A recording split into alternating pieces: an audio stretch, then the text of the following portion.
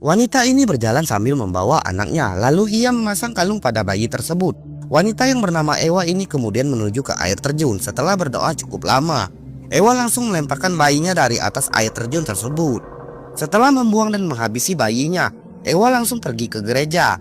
Ia melakukan pengakuan dosanya. Akibat kesalahannya, Ewa dihukum mati oleh warga desa. Mayat Ewa tak dikubur tapi dipajang di tepi desa.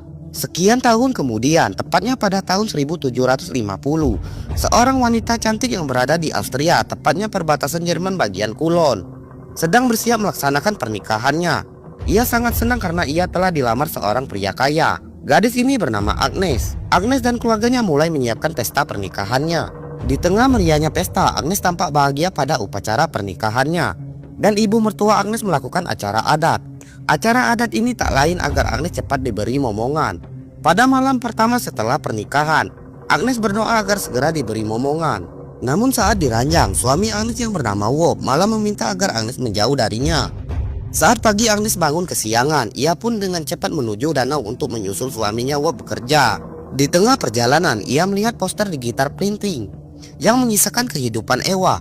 Ewa telah membuang bayinya di air terjun, hingga Ewa dihukum mati setelah melakukan pengakuan dosa. Kebetulan Agnes melewati tempat di mana jasad Ewa diabadikan. Bukannya takut, Agnes malah kagum pada apa yang telah dilakukan Ewa.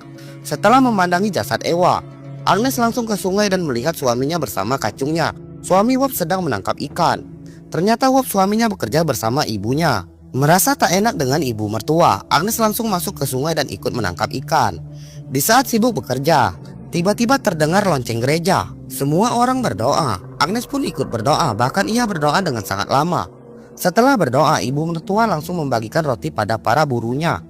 Dan saat Agnes diminta membagikan roti, ia merasa kasihan pada seorang bapak-bapak yang gemetaran karena lapar.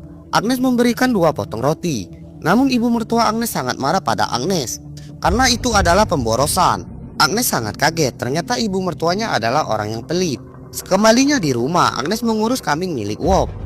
Dan saat akan tidur, Wop yang kecapean meminta Agnes untuk segera tidur.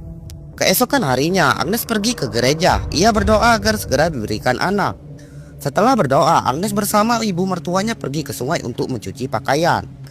Para penduduk tampak ramai mencuci pakaian di sungai ini. Di saat sibuk mencuci kutang dan cangcutnya, Agnes dihampiri seorang wanita hamil yang bernama Camilla. Agnes berkenalan dengan Camilla. Agnes juga meminta agar Camilla mendoakannya agar segera bisa hamil. Namun ibu mertua Agnes meminta agar Agnes segera pulang. Tampak ibu Agnes tak setuju pada Agnes yang berbincang dengan Camilla. Agnes menceritakan pada suaminya. Ia takut kalau ibu mertuanya tak